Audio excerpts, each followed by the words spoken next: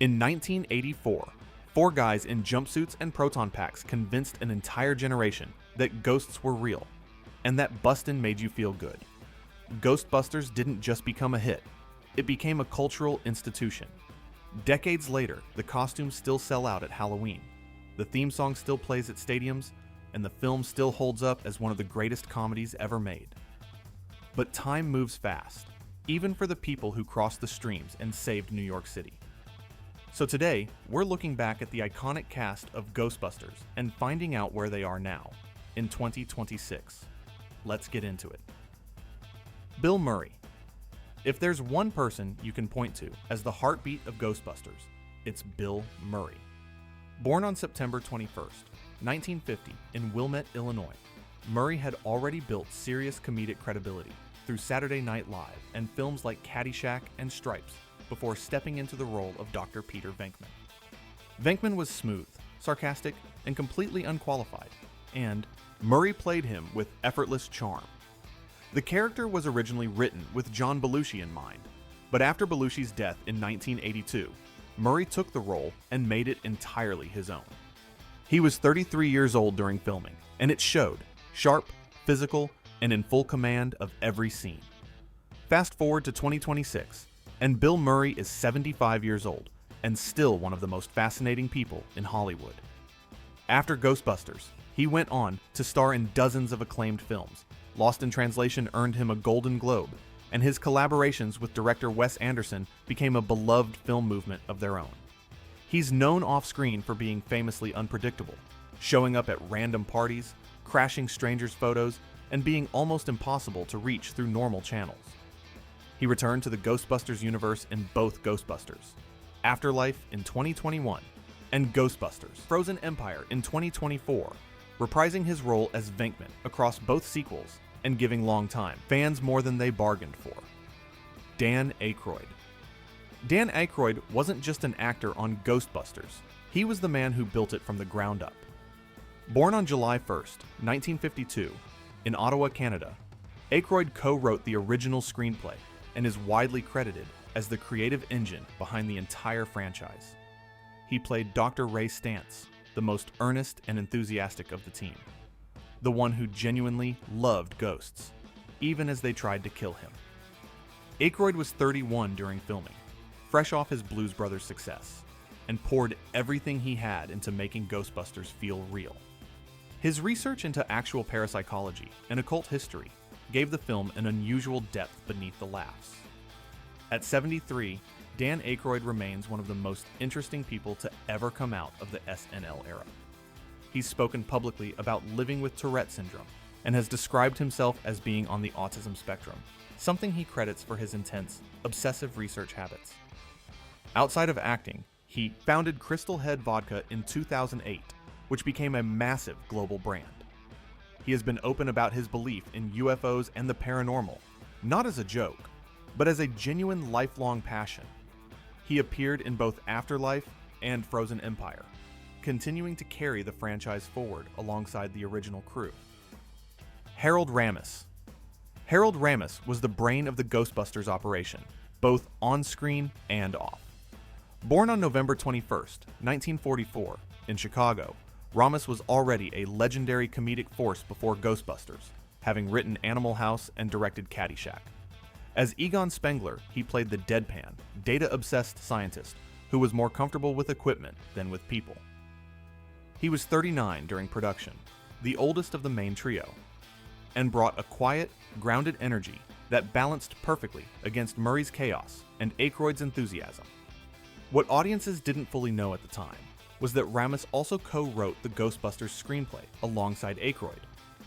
Sadly, Harold Ramis is no longer with us. He passed away on February 24th, 2014, at the age of 69, following complications from autoimmune inflammatory vasculitis. Between Ghostbusters and his passing, he directed some of the most beloved comedies in film history, including Groundhog Day, Analyze This, and Multiplicity.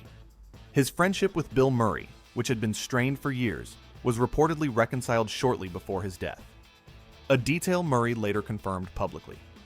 In Ghostbusters: Afterlife, The filmmakers paid tribute to Ramis by making his character Egon Spengler central to the story, honoring him without trying to replace him. Sigourney Weaver. Sigourney Weaver brought serious dramatic credibility to Ghostbusters as Dana Barrett, the cellist neighbor who becomes the unwilling gateway for an ancient Sumerian god. Born on October 8, 1949, in New York City, Weaver had already become a global icon thanks to Alien in 1979. At 34, she was at the peak of her early career, and her chemistry with Bill Murray gave the film a real romantic tension that anchored the supernatural chaos around it. She balanced comedy and genuine fear in a way that made the stakes of the film feel real. At 76, Sigourney Weaver is still one of the most in-demand and respected actresses in the world. She continued the Alien franchise, starred in multiple Avatar films alongside James Cameron, and has built one of the most diverse and decorated careers of her generation.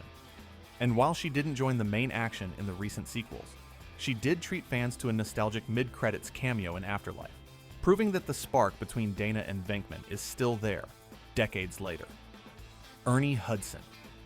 Ernie Hudson played Winston Zeddemore, the everyman who joined the Ghostbusters for the paycheck and ended up saving the world. Born on December 17, 1945, in Benton Harbor, Michigan, Hudson was 38 during filming and brought a warmth and relatability to a role that, by his own admission, was significantly reduced from what was originally scripted. Winston was intended to be a co-equal member of the team, but rewrites left him with far less screen time. Despite that, Hudson's performance resonated with audiences who saw Winston as the most grounded, human member of the group. At 80 years old, Ernie Hudson is still incredibly active. He has spoken candidly over the years about feeling sidelined during the original Ghostbusters and has been gracious about it, expressing genuine gratitude that the role still connects with people. He appeared in Ghostbusters Afterlife, and the franchise finally gave Winston his moment. Then, in 2024's Ghostbusters Frozen Empire, they took it even further. Winston Zeddemore stepped up as the benefactor of the entire new Ghostbusters era, funding the research center and cementing him as the backbone of the franchise's future. It was the arc Winston always deserved. Rick Moranis. Rick Moranis played Louis Tully, Dana's well-meaning, nerdy neighbor who accidentally becomes possessed by a terror dog and ends up a surprisingly effective Ghostbuster. Born on April 18, 1953, in Toronto, Canada, Moranis was 31 at the time and had developed his comedic style through SCTV. His physical comedy and rapid-fire delivery made Louis one of the film's most memorable supporting characters, and his later possessed monologue at the party is still quoted today. Rick Moranis has one of the most unique stories in Hollywood. In 1997, following the death of his wife, he quietly stepped away from acting to focus on raising his children, a decision he made without fanfare and never publicly regretted. Unlike the rest of the original crew, he chose to sit out the recent sequels entirely. Despite massive fan demand and a brief viral appearance in a 2020 Mint Mobile commercial with Ryan Reynolds, he remains happily retired from the franchise, prioritizing his private life over the proton pack. At 72, he's proof that sometimes walking away is the most genuine thing a person can do. 42 years ago, Ghostbusters proved that a movie about 4 scientists fighting supernatural entities could be the funniest, most inventive blockbuster of its era. And the people who made it, whether they've stayed in the spotlight, stepped away, or left us too soon, all played a role in creating something that genuinely stood the test of time. Who was your favorite Ghostbuster? Let us know in the comments. And if you want more, Then vs. Now videos just like this one, make sure you're subscribed. We'll see you in the next one.